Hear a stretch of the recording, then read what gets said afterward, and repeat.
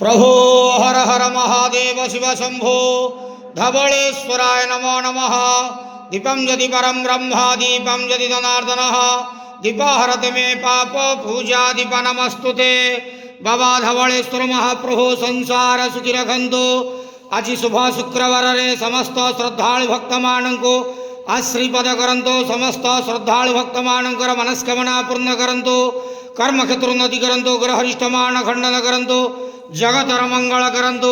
विश्वर कल्याण करंतु। आपणकर नाम प्रकाश करंतु। सेवकर डाक श्रवण करंतु। समस्त द्वावसा भक्त मानंकर मनस्कामना पूर्ण करंतु। बाबा धवलेश्वराय नमः। संसार सुखी रखंतु आनंद गेवार हरि बोलो। आज शुभ शुक्रवार रे समस्त श्रद्धालु भक्त मानंको आशीर्वाद करंतु आनंद गेवार हरि बोलो। हर हर महादेव शिव शंभो। बाबा धवलेश्वराय नमो नमः।